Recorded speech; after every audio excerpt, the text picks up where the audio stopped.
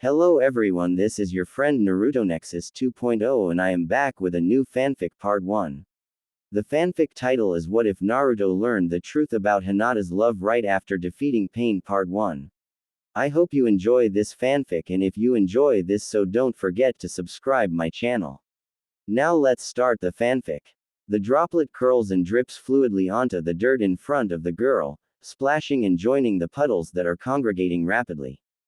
It's only after a few more moments that she realizes that some of the liquid is not just rain falling from the sky but the drip drops of tears running down her face. Blinking her amethyst eyes hurriedly, she tries to stem the flow of pain and anguish. Gently, she rubs her hands together, to try and get some heat flowing through her cold extremities. The rain continues to gently patter off the buildings and trees around the shivering girl, sparkling to reflect the gray light that dully illuminates the area around her. A small sob escapes her lips. She gasps, as if it was possible to have pulled it back and contained all the hurt that it contained. How many times was she warned that if she followed this path it would only lead to here? On how many occasions was she told of the ridiculousness of trying to complete this goal? Time after time, she had heard every one of her sureness. Of how sure she was that everything would turn out alright because it was fated that way, and if fate wouldn't play into her hands, that she would play hardball. Those words that she was so sure of sound so hollow, so empty now. By now, the slow drip of tears from her pale eyes has started to turn into a steady flow. Images pee through her eyes. The calamitous explosion, the deafening silence that followed it. Seeing him, standing so proudly there, only to realize just how late he was. The look of shock as he saw everything he loved flattened to the ground, the strewn bodies of those who weren't lucky enough. The memory brings a tear to her own eyes as she remembers her own bubbling emotions, fear for her clan, her family, her friends. Unable to know who'd made it in the mess. It is then that the worst parts of the memory start to flow out.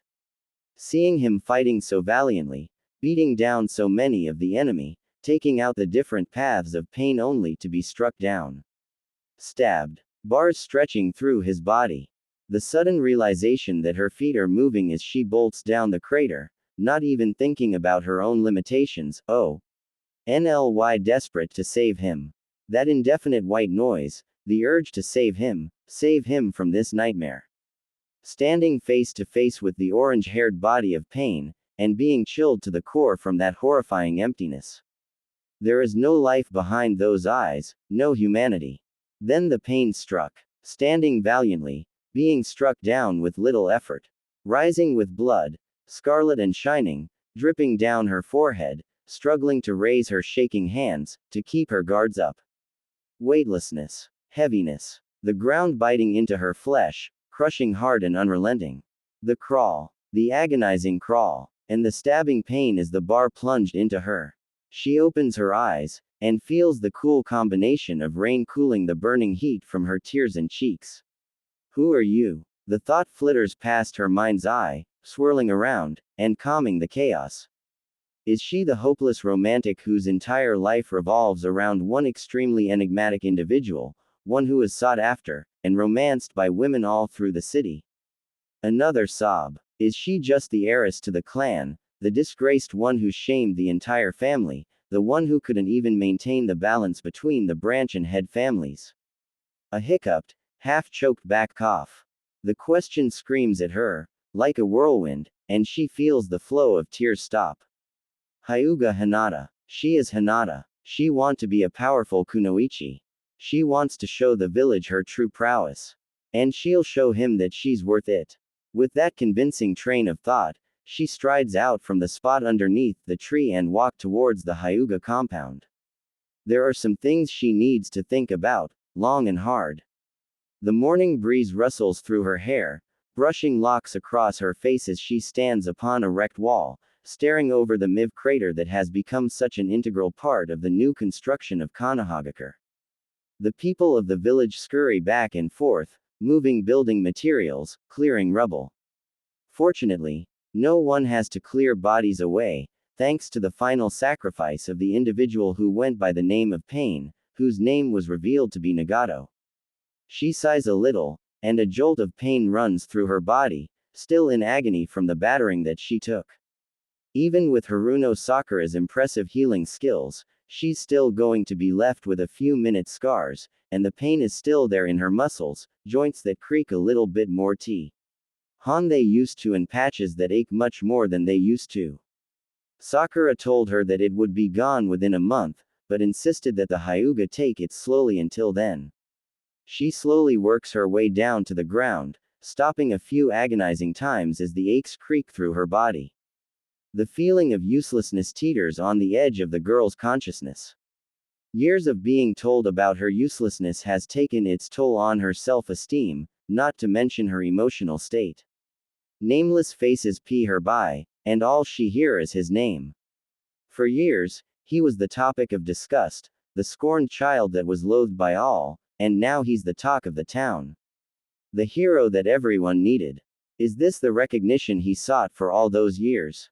All of the times he was thrown to the ground, rejected, and screamed about how he'd be recognized, was this really what he wanted? Did you see him do it? It was incredible. No, but he's kind of dreamy, isn't he? Those blue eyes, and that big smile. She furrows her brows and continues to walk onwards, her head dipping slightly lower than before. She sighs inwardly, the little wind taken from her sails. Now that all these women have realized his potential, he'll never notice her, he'll never see her like S. He sees him. The gloom runs deep, and she continues to slowly walk until out of the blue, someone grabs her arm with a shock of blonde hair and a big grin. Her heart drops, until she realizes the owner of the hand is not who she originally thought. Facing her is none other than Yamanaka Ino, one of her fellow members of the Rookie Nine, very renowned as the village gossip. Hinata. It's been a while, how are you? Her smile is cheeky and Hinata knows exactly what she's going to be asking about. She warily returns her smile and slightly dips her head. Hello, Ino-san. I have been better, to be honest. The Hyuga girl refuses to break her composure but feels a bit of a shimmer of emotion flit across her face. Internally she cringes, feeling frustration at her own inability to avoid wearing her emotions on her sleeve. The flash of recognition within Ino's eyes shows that she didn't miss it and she moves on it instantly. She feels her hands suddenly around her arms dragging her inside the makeshift shelter that Ino's obviously been staying in. She shunts the Hyuga down into a chair, pushing her into the cheap table and starts to clatter around in the background. Whilst people like Neji are quick, Ino in the mood for gossip was a force to be reckoned with, a truly frightful thing. A grin splits her face as she retrieves her tea set from the cupboard, and brings it over to the table. As she moves haphazardly around the room, she starts to babble out things. So Hinata, is this about the big hero of the village? Our champion, isn't he just fabulous? I never knew just how much potential that he had. It's really incredible. She halts for a second and suddenly turns to look at her, her shining blue eyes piercing into the amethyst eyes of the other girl. A sly smile spreads across her face and she moves down and leans on the table, but I don't need to tell you that, do I? That smile has so many levels to it.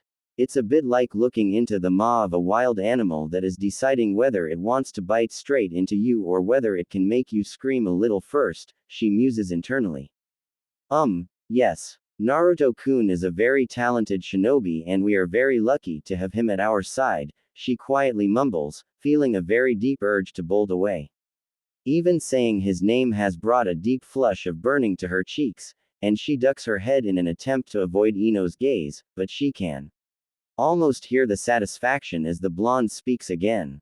Ah yes, you've had quite the crush on him, haven't you, Hinata? That coy smile again. It's frustrating Hinata immensely, as well as bringing deeper and deeper shades of purple to her face. And before she even gets a chance to say anything in response, so, how did telling him about said crush go for you, hem? Just like that, the universe comes to a jarring halt and Hinata feels her heart drop through the floor, and the noise in the background dies out completely. How did you? Who? Her words stumble out of her mouth, her persistent stutter coming back in full force as she struggles to process how the other girl knows, how she could even know about it when no one but he was close enough to hear it. Would she have told people? Had Hinata misjudged his entire personality, let her own feelings for him, to blot out his own shortcomings? Was her whole confession misguided? She feels a shiver through her and she starts to shake and tremble as emotions battle it out inside her, threatening to break the floodgates and flow down her face. However, something stops the girl and she fights back against that urge to cry. Ino-san, how did you know about what I said to Naruto-kun? Inside, she screams at herself, begging for the answer to not be said, not ready to hear. Ino waves her hand nonchalantly, and with a shrug answers the question. Oh, Sakura told me about it. She heard you when you made your dramatic final stand, and how you told him just how much you love him. So is it true, then? She sits down and looks at the raven-haired girl, curiosity in her eyes, all thoughts of making tea forgotten. I'm umming from the way you look that you want to kill me that it is. Hinata plants her face into her hands in frustration. If Sakura told Ino, then one can almost put money on the fact that half the village would know, including members of Hinata's own clan. The emberment is incredible right now and the blushing girl's wishes she could just hide away and never be seen again. It's with great effort that she manages to drag back her thoughts to the topic at hand, because she's been quiet for the best part of a few minutes now. I do love Naruto-kun.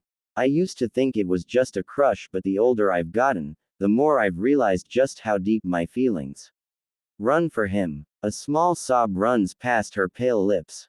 He didn't even respond, he just slipped into that state and rampaged after Nagato. Even now, a month after it, I haven't heard anything from him. Tears trickle down her soft skin and she grits her teeth and swipes at them, attempting to stop this emotional outburst. The sudden outburst changes Ino's attitude completely, and she goes from gossipy mode to supportive without so much as a word, rushing to the other girl's side, knocking over her chair in the process, hugging her into her chest tightly. Oh Hinata, I'm so sorry. He's so oblivious that he probably forgot about it all in the commotion after his fight, and the current rebuilding effort has probably distracted him enough that he couldn't even tie his shoes if he didn't hate having cold feet. Somehow, her words seem to cut through and cheer her up a little bit and she looks at Ino, and the longing in her eyes must have been evident. The warmth and comfort cheers Hinata up a little, and she shudders a bit before straightening. Smiling a bit more, Ino moves back to her overturned seat and looks at the Hyuga with a new look on her face, one that almost seems introspective. Remind me, what was your nindo?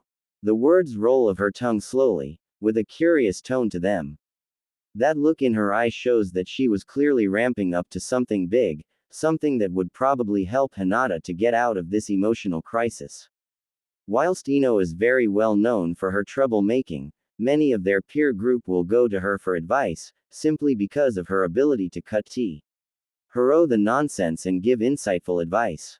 Of course, sometimes her tendency for trying to get couples together did cause some less than altruistic advice to be given on her part, but that only happened a few times, with quite disastrous results for all involved and a 400 Ryo tab at Ramen Ikir. Aku. I never go back on word, I will never run away, and as those familiar words exit her mouth, she starts to realize where she's taking this, and the nodding of Ino's head shows that this is exactly what she wanted to hear. Exactly. Are you going to just turn away and run from your feelings? Go back on your word and just give up.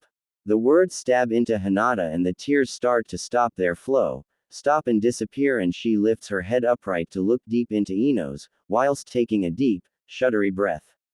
Memories of all the promises come to mind. How she swore to grow as a shinobi, to bring her abilities to the forefront and show her family that she was worth any of their praise, that she is worth being looked at favorably, the drive to perfect her gentle step techniques and to truly be able to hold her own in a fight with her father. All of these small goals that she'd forgotten about whilst pushing to try and get Naruto to acknowledge her start to make her realize just how unfocused she was.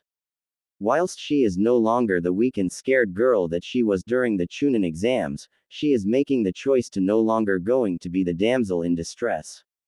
If she wants to walk alongside Naruto, and not at his back, she's going to have to work harder than she ever has up until this point, NK.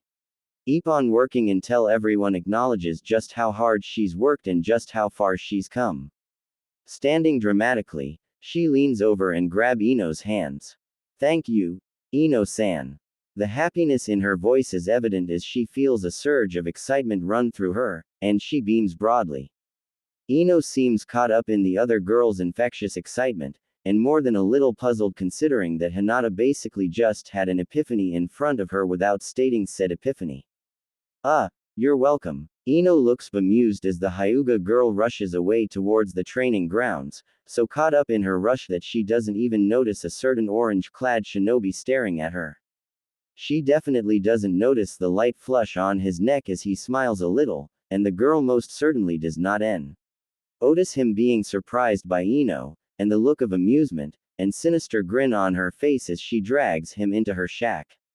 All the smiling Hyuga girl can see right now is the faces of her cousin and father, and him, smiling at her, welcoming her into their arms and telling you how proud they are. As she runs, a small tear runs down her face, but it goes unnoticed.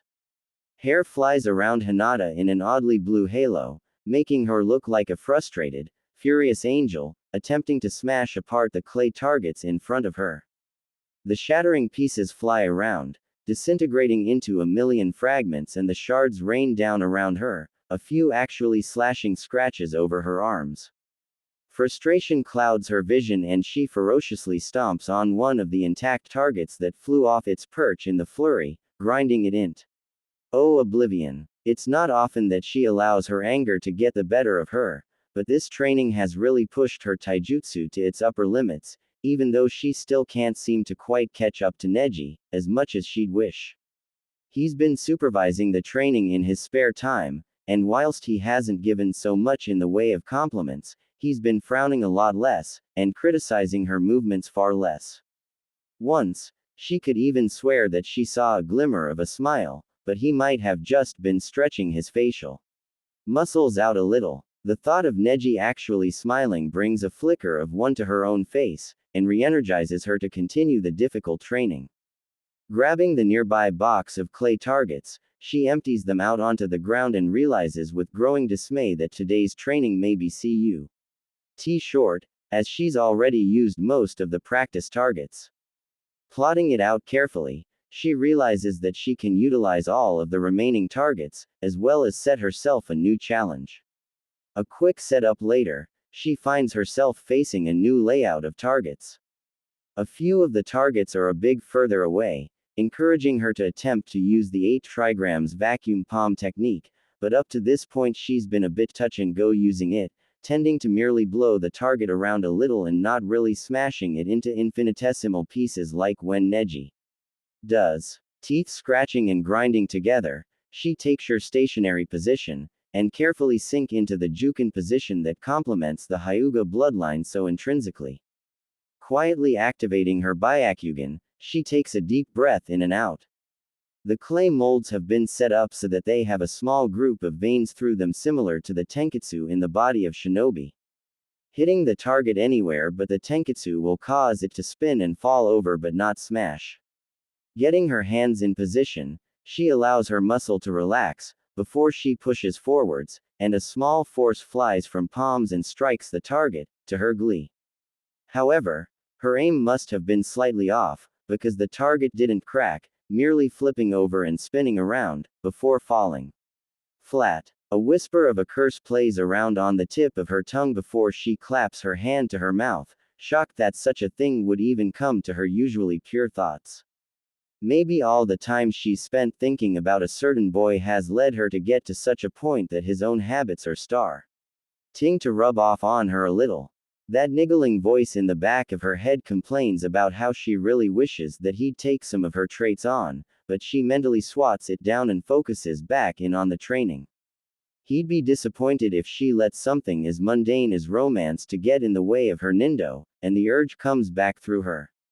Sinking tightly into the jukin, she launches another vacuum palm at another target, hoping for a more positive result, and from the onset it already feels stronger to end the last. She's almost certain that the attack was pretty much spot on with her aim this time. Deactivating it, she rushes over to the fallen clay and quickly scans the surface for any sign of cracking, a hairline fracture, anything. When she sees it, she almost squeals. A tiny crack runs from the center to the right-hand corner, and a small chip is evident from where the tiny tenketsu point lies in the upper left part of the center. I did it. Glee fills her and she jumps around in happiness, overjoyed to finally be making some progress on the once near impossible technique. Her gleeful dancing, however, is cut short by the arrival of her older cousin, who has something between a bemused smirk and a look of disappointment etched on his face. Eyes wide, she looks at him, hoping to finally hear some form of praise, but that's not quite what comes out of his mouth. If you flay your wrists out more, there'll be more output to the thrust. It'll create far more force that you are right now with your current sloppy form. She frowns, and furrows her eyebrows a little, disappointed that he couldn't even give her the smallest of credit for the accomplishment. Then again, if she'd expected an overnight change from Neji, she would also expect to see Sasuke dancing in a ball gown and Shino to be anointed as the Hokage. For some reason that last one gets in her head and makes her stifle a chuckle, producing a raised eyebrow from Neji.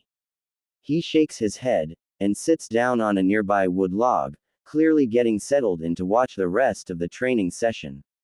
A few beads of sweat roll down her forehead, and she flicks them off with a hand. There's absolutely no way she can afford to slack now that Neji has decided to watch this. Hinata resolves to push as hard as she possibly can.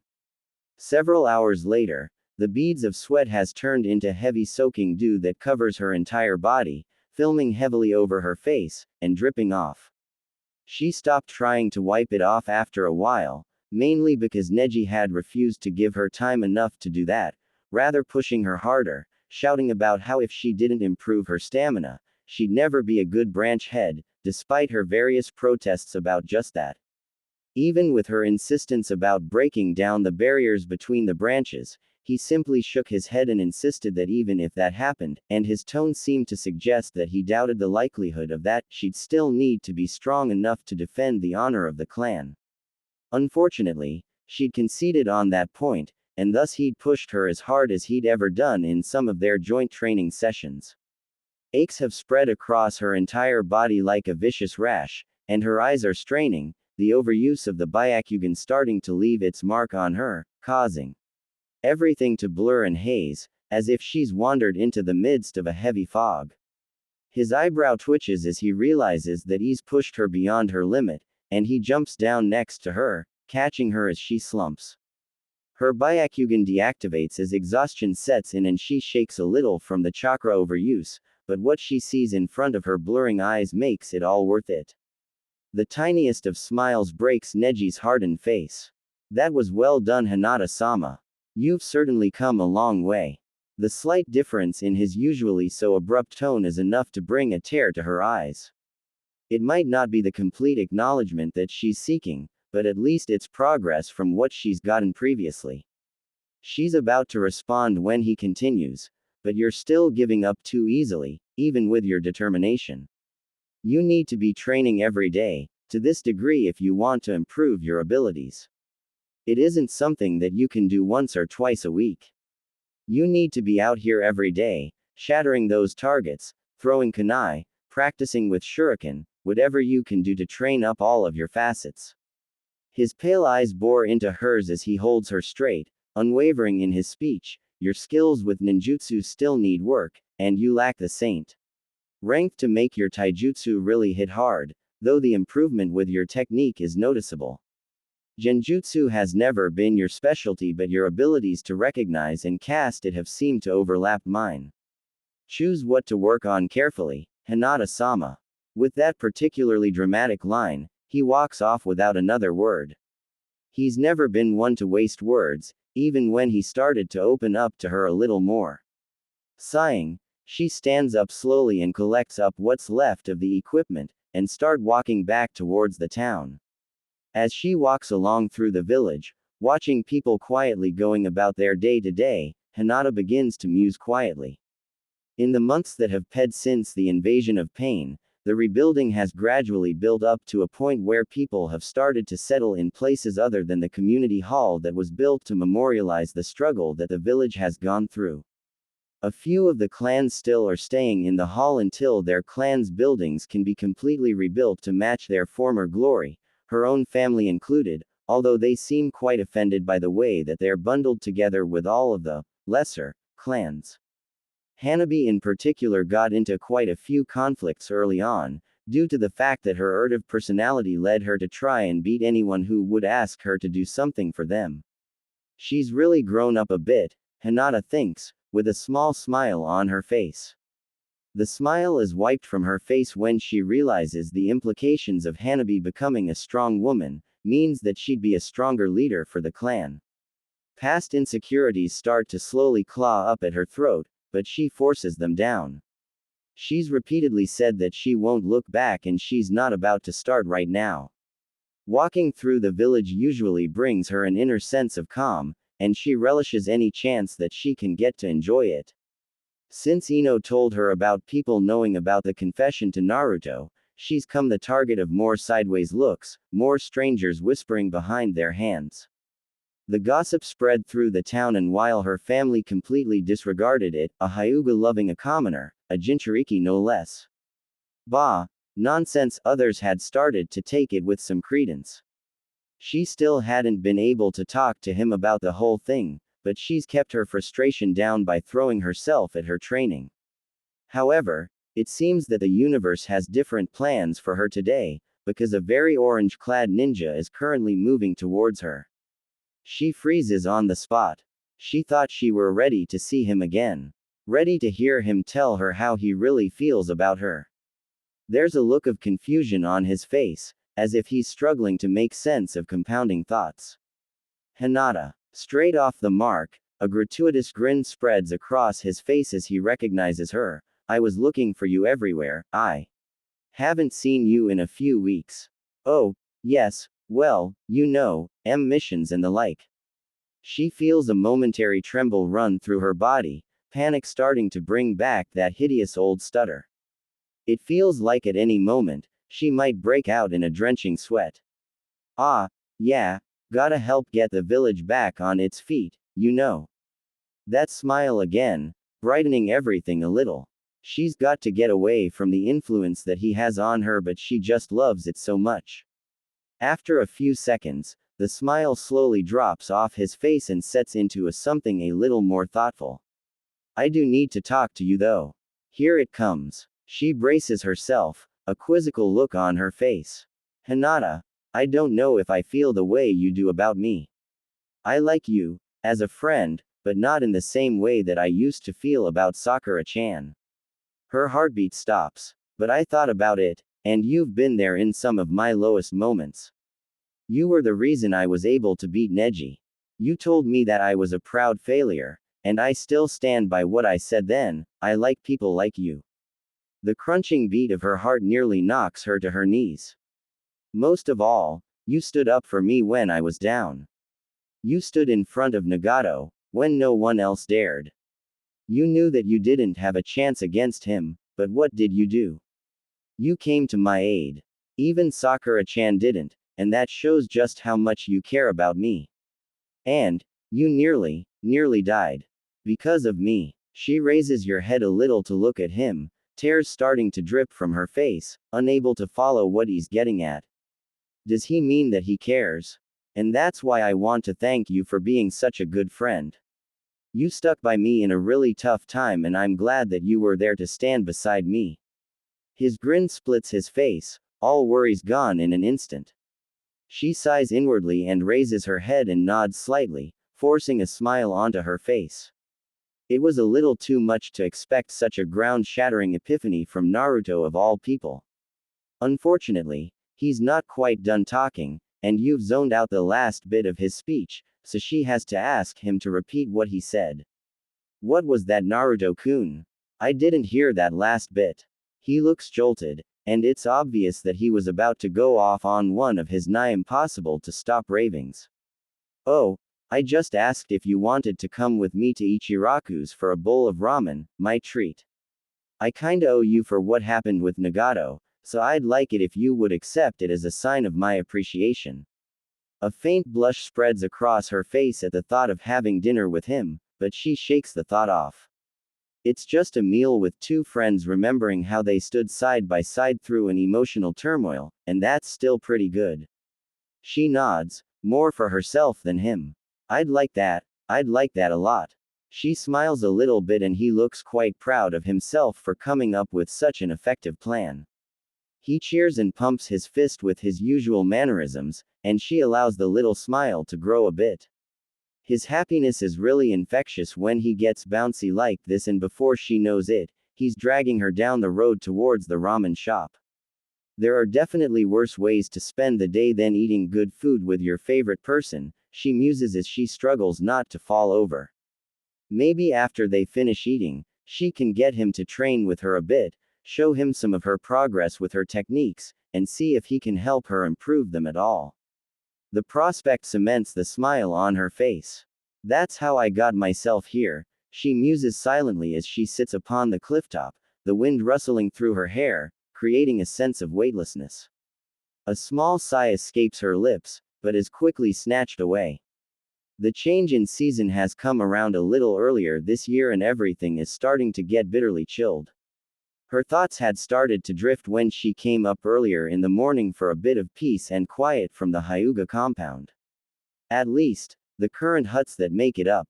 Hiyashi, in all of his prideful, had refused to let Captain Yamato completely rebuild the Hyuga complex, preferring to take the slower approach and rebuild the mansion in its former splendor. Unfortunately for all of the clan members, that meant being subjected to the noises of those sleeping around them, and less than the usual luxury they were used to.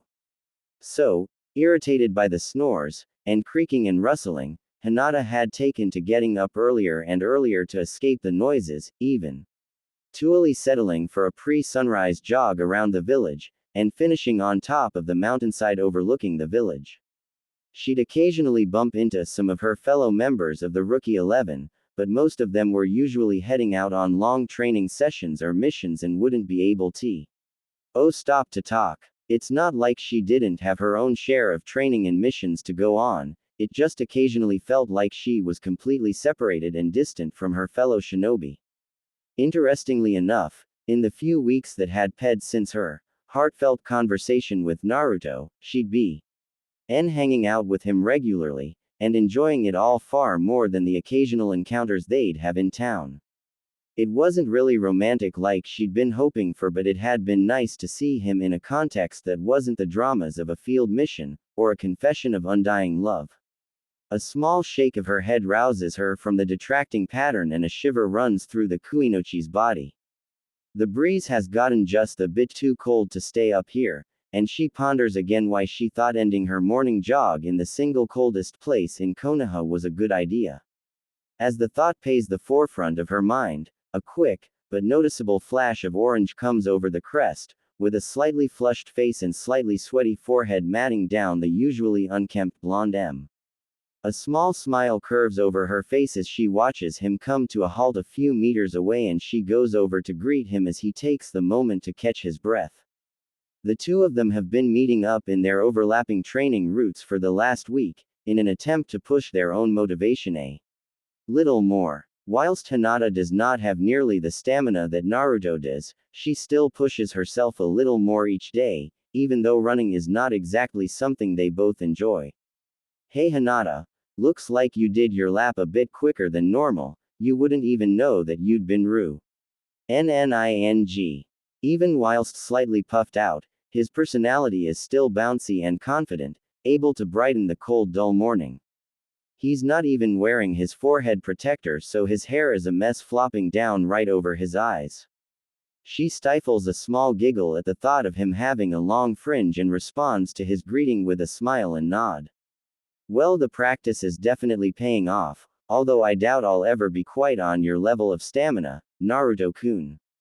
It's highly unlikely that many shinobi at all will come close to having his level of will when it comes to endurance, outside of Might Guy and Rock Lee, but those two are in a league of their own, especially when one is around the other. In her moment of unfocused thought, Hinata realizes that she's completely missed what Naruto had said in response. Excuse me, Naruto-kun, could you repeat that for me? A small blush spreads into her cheeks, the emberment frustrating her. Oh, of course. There's that grin again. Now that we've both finished our runs, do you want to get something to eat? I'm starving hungry. As the two have developed their friendship a bit more, they've come to not even need to discuss what is meant by something to eat. It's not exactly a huge jump of imagination to think about where Naruto's mind is going on the topic. The first few times they'd gotten food together, she'd actually made the mistake of asking where he wanted to go, to which the response was a crinkled nose, slightly raised eyebrow and a chuckle, for being dragged to Ichiraku's. Hinata would no longer make the same mistake. As the two leave the summit of the cliffside, they make their way down the path, slowing down at times to let other people training past. However, about halfway down, Naruto stops, and puts a tentative hand on Hinata's arm, causing her to freeze on the spot immediately. She follows his eyes, and purposefully takes in the sight above them, one of the sculpted faces of the former Hokage. What's so important about the fourth, to the point that they needed to stop to watch the sun rise and brighten its cold stone features? A sharp exhalation of air comes from the teenager standing beside you and he looks sideways at you, interpreting your look of confusion easily. When I went into the tailed beast state during Pain's siege on Konoha, I was out of control, all that anger controlled me. He looks so sad. She can barely stand the amount of hurt on his face, but she can't bring herself to interrupt his quiet speech. After seeing Nagato stab you, it just took over and I relinquished myself to the Kyuubi. I gave my condition to him and couldn't even bring myself to fight back as he forced his essence through me, so that it became 8 tails, and nearly completed the full 9 tails. But at the last moment, just before I broke the seal and released the Kyuubi back into the world, I was stopped by my father. His voice is quiet, so quiet that she has to lean in a little closer, just to hear the faint words, due to his trailing off. My father was Uzumaki Minato. My father was the 4th Hokage. The wind whistles around them, rustling their hair, silence enveloping them. A half-sad, half-happy smile spreads across his face and he raises it up to the stone face, a small tear running down his face. He told me he was proud of me, that he believed in me. And I was so mad that he'd sealed the Kyuubi into me, but he cares, and cared, and that's what matters. The smile is a bit stronger now, and he wipes his eyes, his face settling back into his normal expression of happiness. Hinata is stunned at the revelation, yet as she internally compares the stone face to Naruto, the similarities are obvious. There's a familiarity in that smile, and God, that hair. I don't doubt that he'd approve greatly of how you dealt with Nagato, Naruto-kun.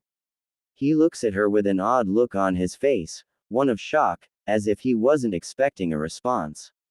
She reaches out tentatively, and squeezes his arm. You solved a deadly threat against our village, our home, and managed to get through it with everyone unscathed. A bigger smile cracks open and he nods up and down, and she lets go of his arm, happy that she could help bring back a little bit of that happiness that makes being around him such an experience. With the temporary detour complete, the two make their way down the remaining distance and head for Th. Ramen store, both enjoying the silence, comfortable enough not to break it. Hinata muses quietly, thoughts swirling around her head in a chaotic wave.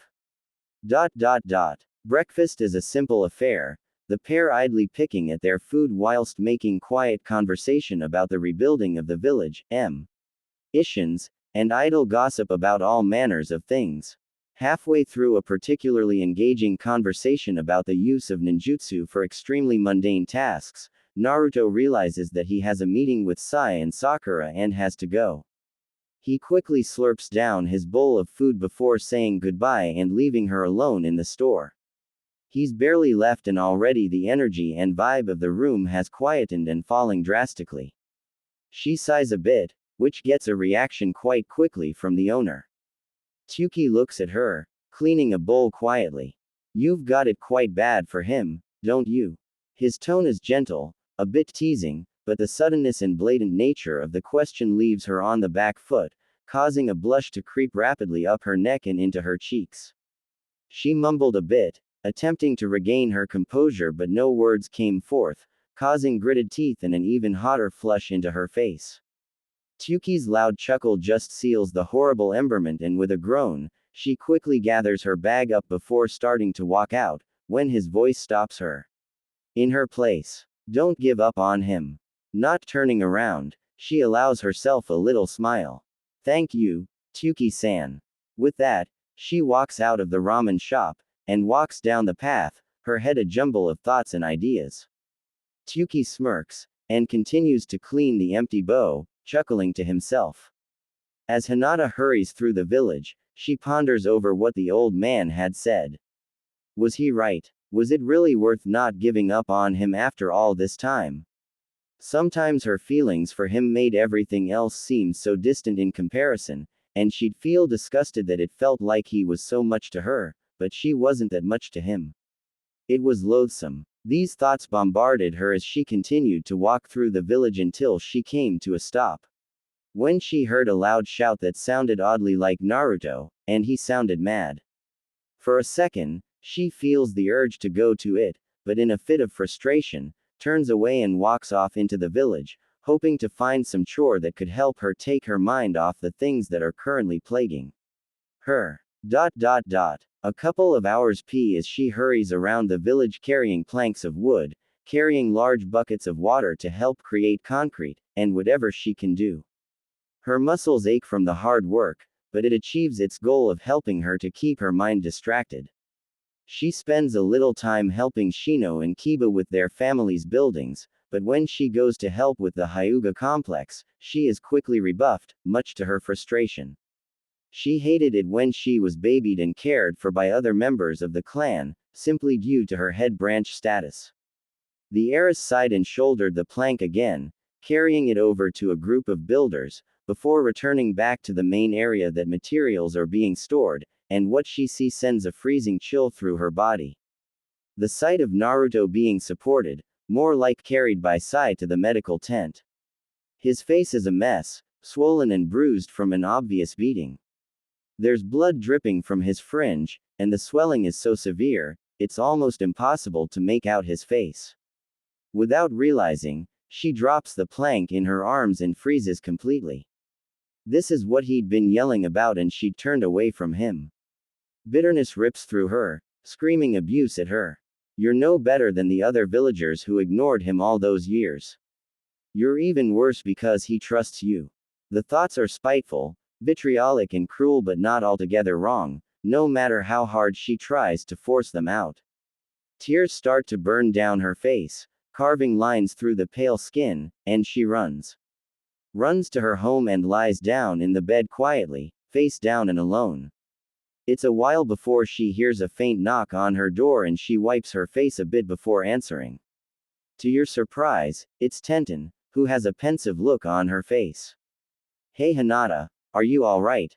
She sounds concerned, her usually relaxed face twisted into a worried caricature, and her hair is a bit rustled, as if she's been rushing about.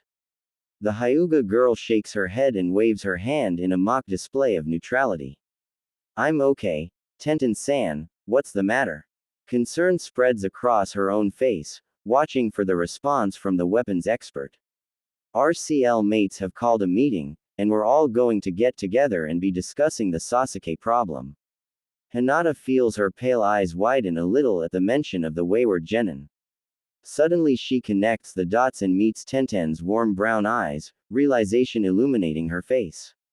This has to do with Naruto-kun, doesn't it? Quote, it does. It's come to our intentions that Sasuke has been labeled a missing nin by the new acting Hokage, Danzo. There's a warrant for his I Nation, and we, as his CL mates, are having a meeting regarding it. There's an odd sense of formality in Tenten's words and she seems to be having trouble articulating herself. She's more used to informality and a more relaxed environment, especially given her positioning on Team Guy. Hinata dips her head and takes the older girl's direction and follows her slowly to the meeting. This will definitely be an interesting meeting. The two Kuinochi are the last to arrive on the scene, the other members of their former CL quietly standing in a group, with Ino sobbing on top of a plan. K of wood. Hinata tries to send a smile her way, but the girl is so distraught that nothing is able to even get through. Choji looks helpless as he strokes her back and tries to get her to stop her tears from flowing. It dawns on Hinata that neither Naruto nor Sakura are here, although the fact that Naruto was not in any condition to handle anything more than being healed doesn't surprise her. Tenten leaves her side and goes and sits on the opposite side of Ino and offers her condolences too. Ah good, Shikamaru clears his throat loud enough to get everyone's attention and reduce Ino's sobs to little more than slight hiccups. We're all here now. His eyes scroll over the group, boring into each member. Now, to the point at hand. As some of you may be aware, Uchiha Sasuke has been put into the Anbu Bingo book by our new acting Hokage, Danzo. He lets this sink in for the people who didn't already know it, and to reaffirm it to those who did. The air hangs heavy as the mood swings further south, unable to remain lighthearted with this neutral news. A lot of the group likes or admires Tsunade, especially Ino, so to hear that she's in a bad enough state for another Hokage to be appointed in her stead. He continues once more, his tone steady, as members of Sasuke's CL, the responsibility is on us to deal with this situation. He sighs. Today, shinobi from Kumogakure arrived and informed us that Sasuke was responsible for the death of one of their shinobi and the abduction of their Jinchuriki. So now, he's not only our problem. He's gone international and he's obviously showing no sign of letting up. The silence is crushing everyone. Even Lee, who usually keeps the mood stable, is quiet and subdued. It's completely uncharacteristic. Now onto the other issue. Naruto and Sakura. Hinata's eyes widen a little. I'm going to talk to them about it and try to bring them over to our side. I think that I may have a chance with Sakura, as I discussed it with Sai earlier and he seems to think she may be able to be swayed more easily than Naruto. Shikamaru sighs out loud, not even bothering to hold it back. Naruto is going to be the hardest part of the equation. Just this morning, he withstood a beating from the Kumogakure shinobi, in an attempt to placate them. It didn't work and he ended up on the bad side of a beating that lasted for several hours. It didn't achieve his goal, so I can't in good faith trust his judgment anymore. It's troublesome, but we need to act now. Quote. Ino looks up for a few seconds, her eyes full of tears and her breath hitching. I'm going to go talk to Sakura now and hopefully we can deal with Naruto with her help. He brushes off his jacket and walks off, waving a hand. Hinata stares silently, shocked into speechlessness, more so at the severity of Shikamaru's words. Ino bursts into another bout of violent sobs and Choji leans in and puts his hand on her back, quietly muttering her name. It's at this point that Kiba seems to reach his limit and he snaps out rawly at Ino, anger distorting his face. Quit crying, Ino. His bitterness is clear to all in the group, he'd never exactly been a fan of Sasuke in the first place. Kiba, don't talk to her like that. Ino is you, Tenten exclaims, but Kiba isn't done yet. What else can we do? His shout resonates through the group and everyone freezes on the spot, it's not like it was before. Quote, for the first time since she's arrived, Shino raises his head and addresses Kiba, are you sure? If Ino's like this, Sakura and Naruto will. Suddenly the calm, controlled voice of Neji rings out, let Shikamaru deal with it. He'll be able to explain it best. His words seem to have an almost calming effect on everyone, Ino even stops her sobbing to look at him. Eyes strong, and a set jaw, he continues, besides, he failed in his first duty as team leader. He must feel some degree of responsibility, that's why he offered to go talk to them. Everyone is quiet for a while, not saying anything, apart from Lee nodding his head quite thoroughly. Yes, Neji. We have to trust Shikamaru on this. We know that he's got the ability, we just need to let him do it. After this, there's some quiet discussion among the group, before everyone separates and goes their individual ways. Hinata is the last one left standing in the clearing and she lowers her head a little, before returning to the a compound. It's been a long day and it's time for a break. Blearily, Hinata looks up at the evening sky, the steam from the hot spring melding in with the sunset to create a beautiful color palette of light. She sighs a little as her mind wanders aimlessly, thinking about the return of Sakura and her attempt to get Naruto to stave off his endless search for Sasuke. Her fists tighten a little as she remembers Kiba relaying the events, from Sakura's failed confession to their clash with Sasuke, which Kiba wasn't even conscious for, much to his anger. Sakura knows how she feels about Naruto, yet she went ahead and did her fake love confession to him anyway. There was one event that had been relayed that had caused her quite a bit of thought. Unlike Hinata's confession, Naruto had responded immediately in the negative to Sakura, showing that any feelings he'd had for her were probably fading or gone. It annoys her that she'd done it, but she can live with it. As she leans back a little more, she can hear some of the boys yelling at each other. Apparently Shino had let a bug rest on him and Naruto had been dozing off when it sought refuge on the top of his head. He'd grabbed the large creature and thrown it at Kiba, who in turn had ped it back to Shino before jumping on top of Naruto and dragging him into the water. The shouting had quietened down a bit, but she could still hear the grumblings before the teens. A small chuckle slipped from her lips, getting her an odd look from Ino and Tenten, who were relaxing alongside her. What's so funny? Ino's got a bit of a smirk on her face too, no doubt enjoying the bit of drama to entertain her. Hinata has always noticed that Ino is most happy when others are either suffering or causing some sort of drama for her to watch. She suspects that more than a little of Ibiki's sadism has rubbed off onto her, despite her father's best attempts. Oh, nothing, Ino-san, I'm just laughing about the boys' antics. Tenten shakes her head in exasperation, a look of long suffering painting her face in the dying light. Honestly, after dealing with Guy and Lee all day, you think that these boys would at least try to act mature for us, she grew. NTS, but no. All they do is try to peek, make loads of noise and just yap about their stupid manliness. Both Hinata and Ino are smirking now at the dramatic speech from Tenten. They agreed, of course, their boys were loud, obnoxious in their arrogance, but sometimes it was fun to let Tenten rant about her opinions on things. Except this time it seems that she's been interrupted by one of the boys shouting back at her, Kiba, it seems like you're one to talk, Tenten, your complaining is just as annoying as any of us.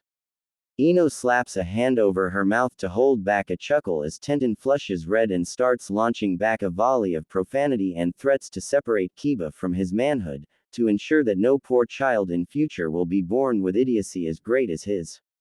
By this point, both Hinata and Ino are giggling out of control and the howls of the boys' laughter is quite clear. There's always been a bit of tension between Tenten and Kiba, apparently something to do with her once telling him that cats would always be better pets than dogs. The grudge had stuck, and every time the two of them came into contact, they would clash fiercely over everything. The rest of their teammates had long since learned to let them settle their conflicts without getting involved. In fact, that was the very reason Lee wasn't here this evening, due to Tenten punching him in the face hard enough to knock him out, whilst venting her anger about Kiba. Ino had numerous times told Tenten to bang Kiba and get it over with, which always caused her to flush violently red and lay a vitriolic word spew upon Ino's quickly disappearing back.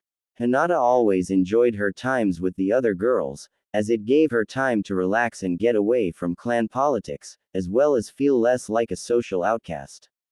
Sure, she was always quiet and simply smiled whilst they argued back and forth about the hottest boys in the village or the best weapons to use in a fight, but she felt like she belonged, and that was something she'd sought after for a very long time.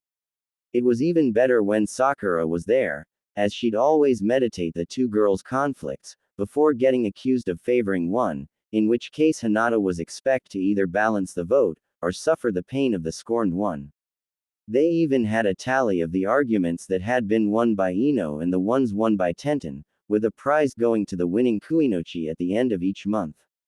There was always the obligatory accusation of the meditators favoring one or the other, but mostly it was all good fun and gave the girls a way to both compete and get out their frustration without hurting anyone.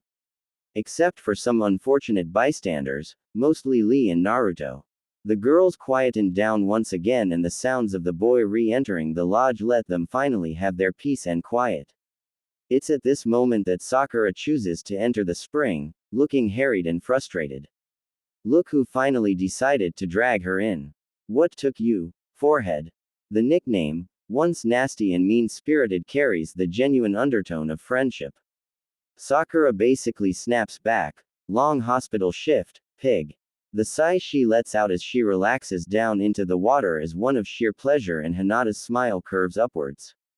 The playful chat goes back and forth between Ino and Sakura for a while before they settle down and the evening peace fills all of them. A few gentle glowbugs come and settle in the air around the girls' hair, making it seem like they have glowing halos. They chuckle and talk for a while longer before slowly getting out and going inside, before making the short trek back to the village. The boys are waiting for them in a group by the village entrance, and they appear to have found both Shikamaru and Neji, although Choji is nowhere to be seen.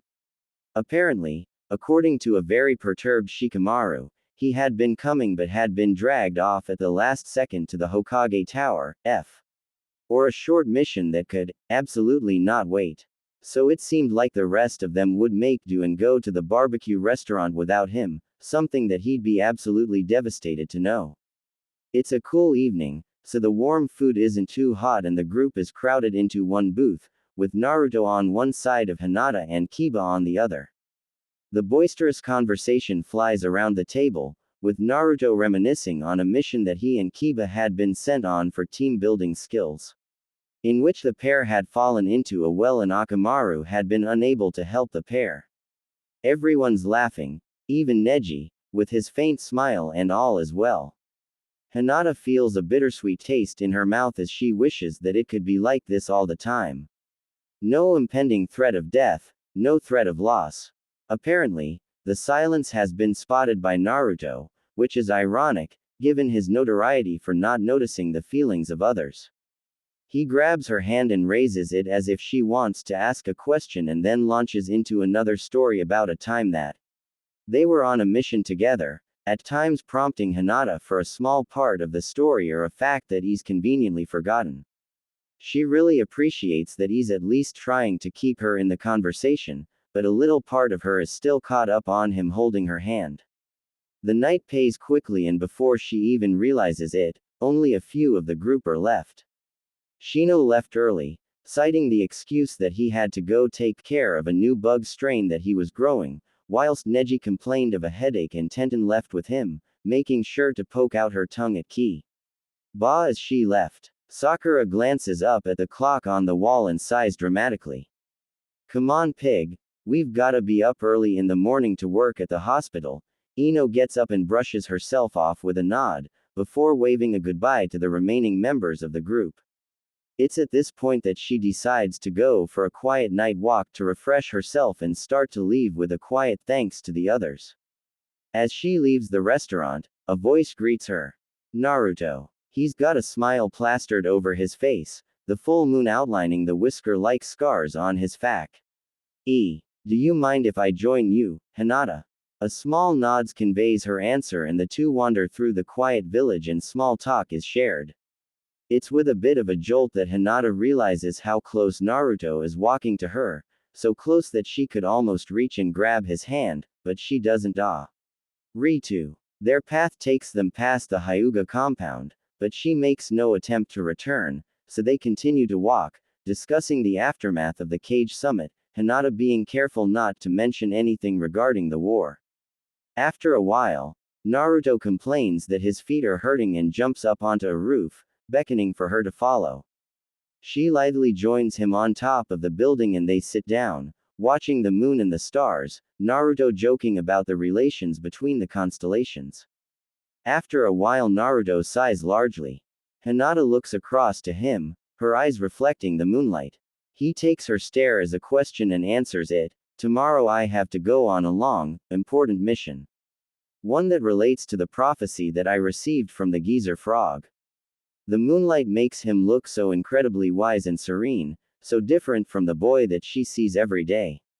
I don't know how long I'll be gone, but I'm worried about leaving the village alone. Hinata has to stop herself from telling him everything, about what's coming, about the war, about their mission to defend him. She simply nods and it pains her greatly to hold it back.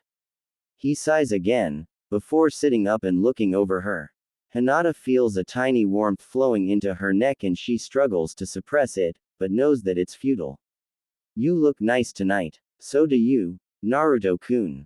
After that, the two of them lie down, side by side, watching the stars, content to enjoy the silence, which for once Naruto decides to leave intact. After nearly an hour of occasional conversation and silence, his hand brushes hers and she looks over to him and notices that he's dozed off and that his hand is gently grasping hers. She blushes a bit and lies back down, both hoping that he might wake up and that the moment could last a bit longer. A gentle shake rouses Hinata, a gentle ache running through her body as she stretches her arms and opens her pale eyes. To come face to face with Naruto looking down on her with very little proximity between their faces. She squeals and he recoils violently, a blush coming to his cheeks. Kami, Hinata, way to scare the shit out of me. She sits up and wipes her eyes, noticing the dawn sun creeping over the hills. Her eyes jackknife wide open as she realizes that she hasn't come home and that her family is probably king out. Naruto nods his head knowingly. Yeah, I'm late for my briefing with Tsunade Bachan too. This was fun though. His smile is even brighter than the morning sunrise and Hinata smiles gently in return before suddenly being caught up in a movement so quick, she can hardly process it. His lips press chastely against her cheek, so quick and gentle that for a second she can't even believe that it happened. In a flash of orange and black, he's gone, jumping along rooftops, his right hand raised in a farewell gesture, leaving one very confused girl standing upon the rooftop, one hand raised, one hand pressed against her cheek, as if to treasure the faint imprints left upon it by his lips. Hinata turns and takes a few steps, attempting to gather her thoughts, before realizing that her last step was taking her off the edge. Once she safely returns to the ground, she walks through the village in a daze to the Hyuga compound. Just outside is a very peeved-looking Neji, and an amused-looking Tenten. Hinata-sama, where have you been? Whilst his tone is cool and collected, it's easy to see that he's trying to contain his frustration and anger. With a start, Hinata realizes that she has no excuse to give, no alibi. She stammers for a few seconds whilst Tenten laughs loudly before smiling and answering the question for her. Hinata, we know exactly where you were last night. Lee stumbled upon the two of you napping early this morning, but left you because you two looked so cute. A hot flush runs into her face and she stammers out an apology to the laughter of Tenten. It's okay Hinata, we won't be telling anyone, apart from the rest of our CL mates. Maybe. Depends on how it goes. With a wink, Tenten grabs Neji's trailing robes and starts to drag him off. We already told your dad you were out on a short mission and that you'd be back by this morning. Come on Neji, let's go train. She leaves dragging one very angry Hyuga with her, grinning all the way. Silently, Hinata thanks whatever deity is watching over her for small blessings and enters the compound for a late breakfast and shower. She washes quietly, playing the events of the night over and over. The looks between them, the touches, the kiss. It's only after a while she realizes that she's no longer getting hot water and that the cold water coming out is chilling her skin. She hops out quickly and towels off, before grabbing a clean outfit from her closet and moving outside to the training area within the compound. As she trains, she envisions conversations with Naruto and allows herself a big smile. Winding down the technique, she takes a few moments to catch her breath, unable to contain her smile. The grin spreads wider and she starts to giggle. Naruto-kun kissed me. He really did it. The giggle spreads into a laugh and then she's dancing up and down on the spot, her hair bouncing up and down. Until an amused chuckle brings her to a stop. She looks up to see her younger sister, Hanabi, staring at her from across the yard. Looks like someone's having a good time slacking off, she says through a smirk. The animosity between the two of them is less extreme than it was when they were younger, especially when their dad was pushing them to fight each other. However, Hanabi still takes pleasure from showing off her elevated status within the clan, be it directly or inadvertently. Well, Hanabi-sama, maybe I have. Even her snark can't bring down her good mood, she's basically radiating. It seems even Hanabi wasn't quite ready for such a response as her eyebrow slides upwards. Oh really? Well, as much as I'd love to watch you prance around, I've got actual training to do. It seems like today is one of her off days.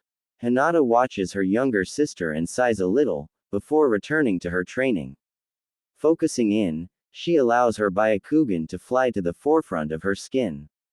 Another grin comes forwards as forces the blue lions of chakra to swell around her hands and she starts to fly with gentle fist building up to 16 strikes, then 32 strikes and as she pushes to make the 64 she takes a step too far and trips, smacking face first into the ground.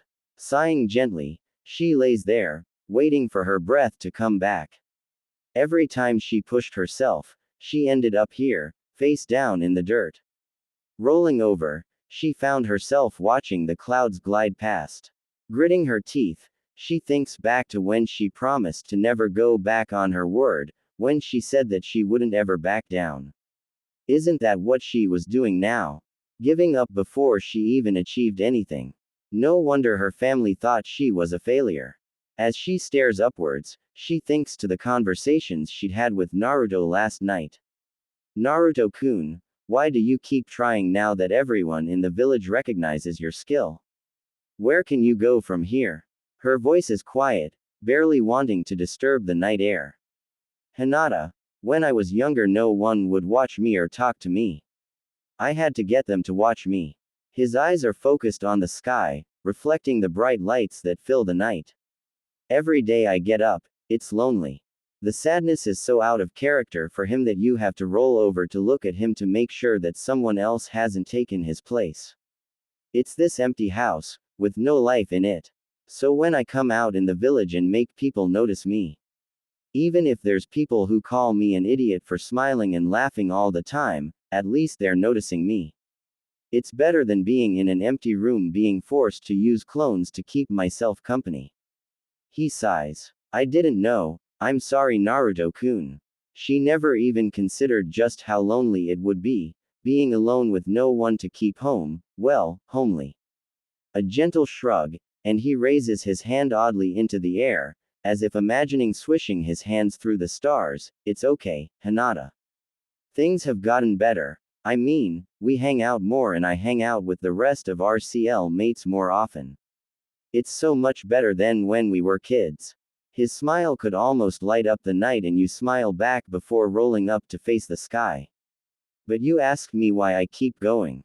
He looks deep into her eyes. It's because I never want to stop improving. I don't go back, which means I always push onwards. If I master one of my jutsu, I work to improve it further by adding something new to it. If I become Hokage, I want to be the best Hokage. If I have friends, I want to be their best friend. It makes sense and she nods her head. Shakily, Hinata pushed up, getting on one knee. This isn't just about Naruto anymore, this is about her showing her potential. She is the former heiress to the Hyuga clan, she will always aspire to be powerful. She can't keep falling short. Her lips curl into a snarl and she lifts herself completely off the ground, her fists clenching. Once again she takes the position for the gentle fist.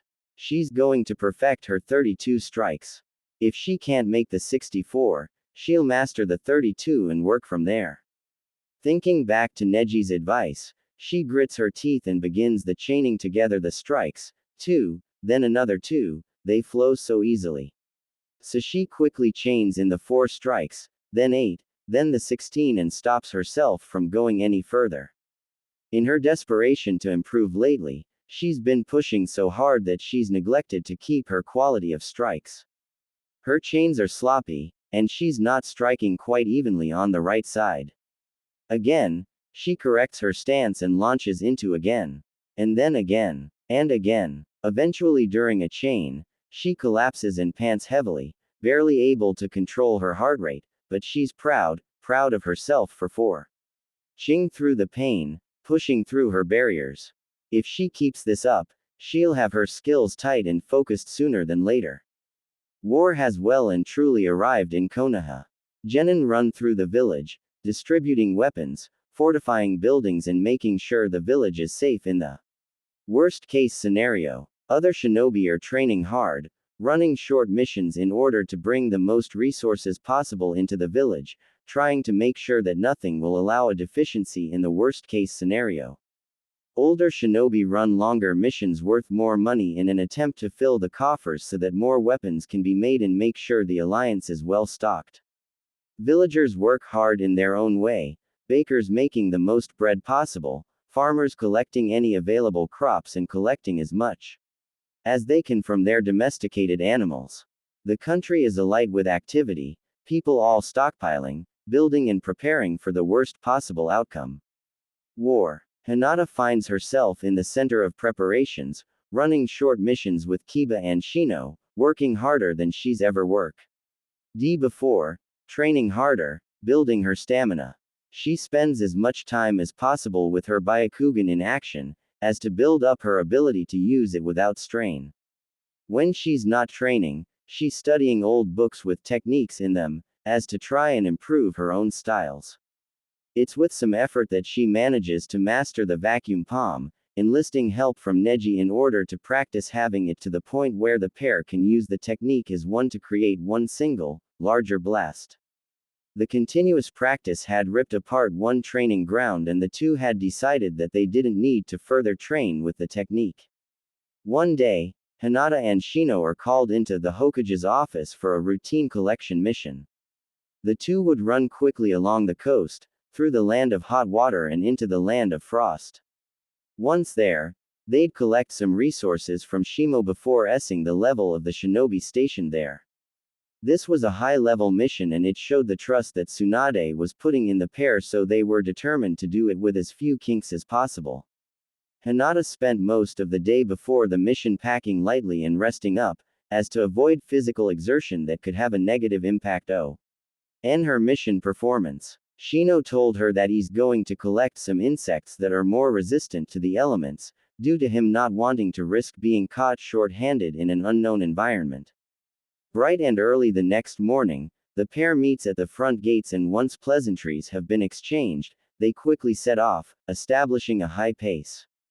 As both are quiet, the time pays quickly, with no small chat to slow things down. The 2-day trip should take them through the evacuating land of hot water, so the two have been advised to keep an eye out for any defectors who might try something if they think the two or messengers are worth a ransom. Halfway through their first day of travel, they bump into a small child and stop immediately in the trees, Hinata spotting him from a distance, grabbing Shino and pulling him to a stop. Shino-kun, stop, her voice barely above a whisper. The child is sobbing and screaming at the top of his lungs, seemingly lost, or separated from his parents. Hinata quietly motions that she's going to check the boy, leaving Shino alone on the branch.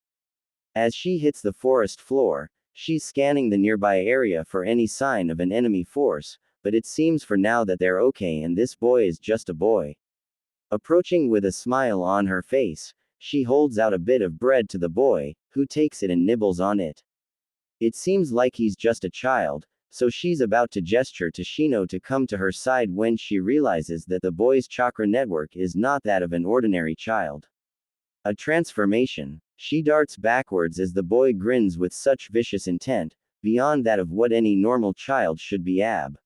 to do, before releasing the technique. Looks like we got a smart un here, the shinobi says, his voice low and gravelly.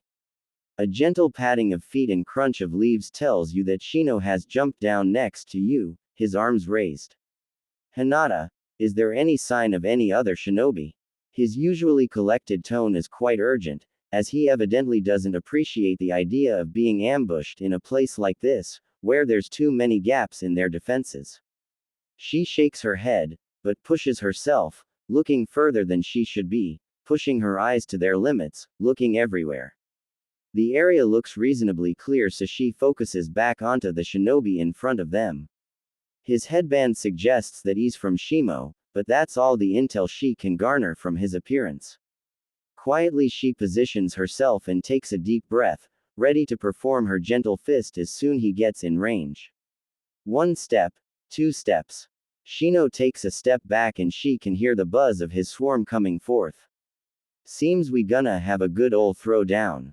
That horrific grin again, splitting his face wide, which is when you realize the long curving scars on either side of his face, forcing his mouth into a permanent smile, regardless of the position of his mouth. The contortion in conjunction with an actual smile creates a ghastly portrait. He pulls out 2 kunai and runs them along the scars before throwing them dead center at her chest. Resisting the urge to flinch, she calmly slaps them away with the gentle fist, allowing the chakra to protect her hands from harm.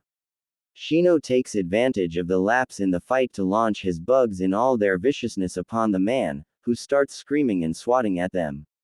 It seems that this man isn't much of a shinobi after all, merely a spurned and bitter one. After a few moments, the man lays quietly on the ground, twitching for a few seconds before his movements cease. Hinata glances at the body, knowing that Shino's only allowed his bugs to knock the man out by reducing his chakra to such a minimum. What should we do with him? It might look suspicious if they kill a member of Shimo before they even arrive in the village, and that could be counterproductive to the alliance. Shino's already accounted for that, it seems, slinging the man over his shoulder, before looking back at her. Shall we leave? As always, his cool demeanor is a little intimidating, but she's come to accept it as part of him. When you spend every hour of your day around bugs and quiet people, you're bound to develop a personality which reflects them. The two of them start running through the forest again, before returning to their bounding route through the treetops. Occasionally the man on Shino's back awakes, only to find himself pee out again a few moments later when some of the bugs bite him.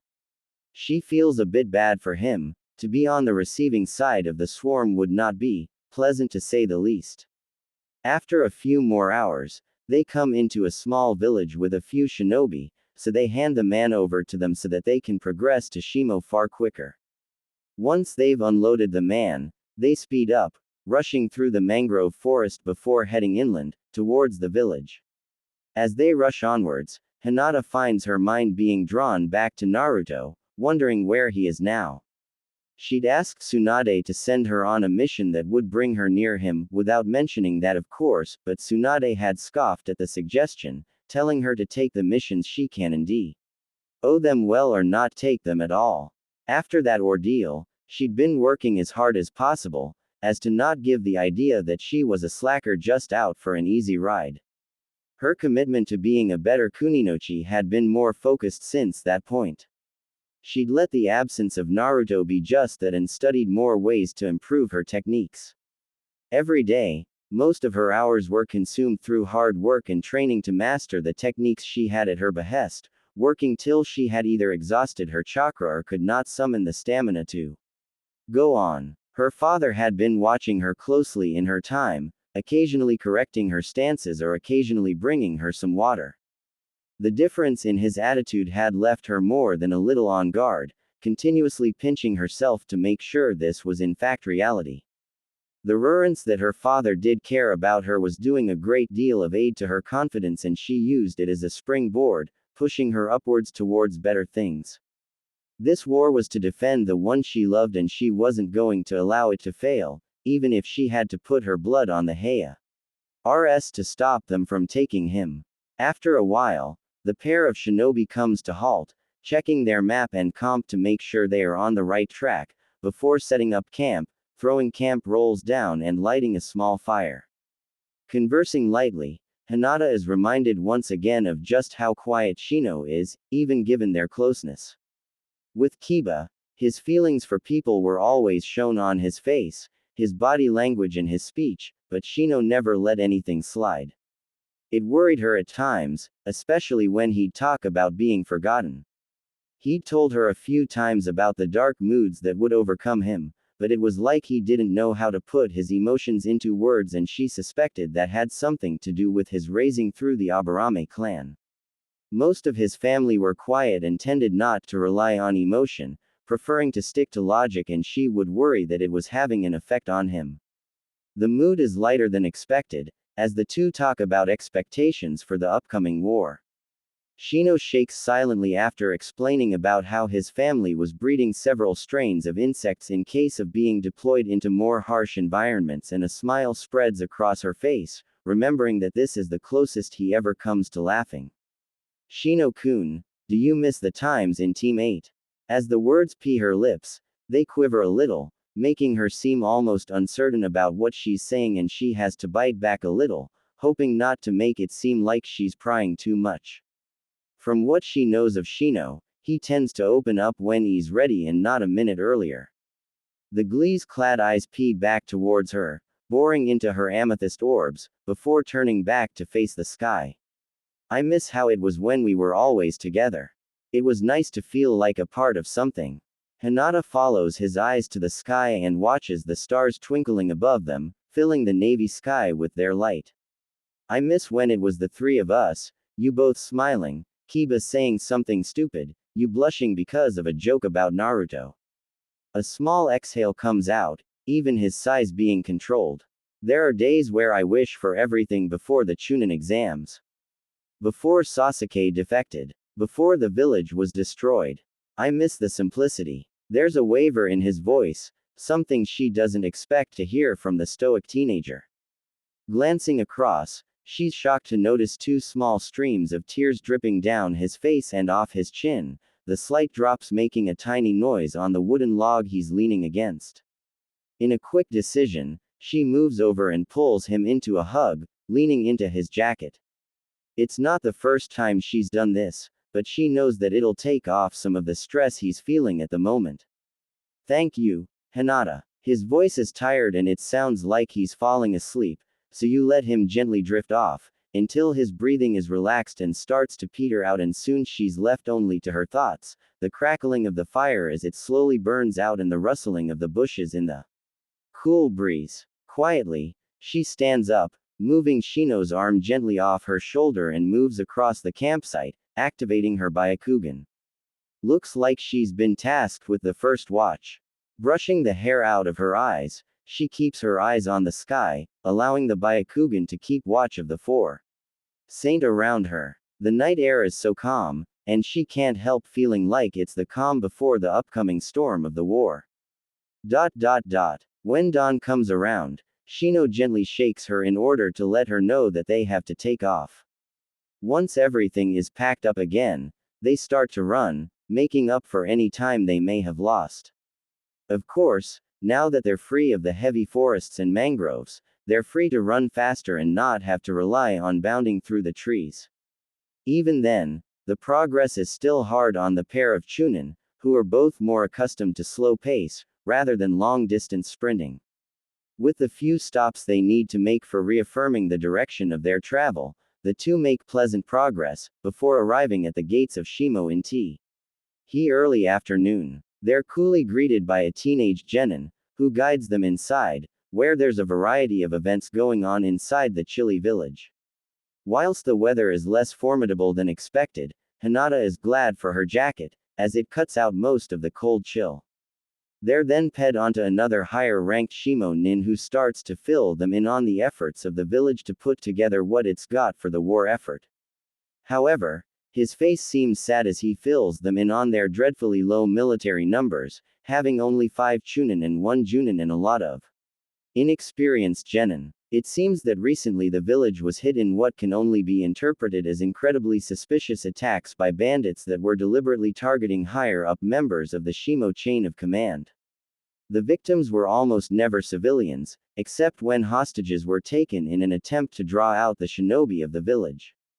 The Junin looks incredibly tired as he relays the facts to the pair of Konoha nin, the thick dark bags under his eyes betraying the fact that he's obviously not slept in days. He keeps running his hands through his hair, to try and get the unruly mess out of his eyes. His headband is strapped tightly around his throat, causing Hinata to idly wonder why he doesn't attempt to use it to restrain his hair a bit, before reeling her thoughts back in. It's with a look of desperation that he begs the two to go out and find the bandits and take care of them. Reluctantly the two accept, knowing that the mission will most likely aid them in completing their own goal and get them home to Konoha. Promising the man named Taiki, the two set off to get a good night's sleep in the local tavern.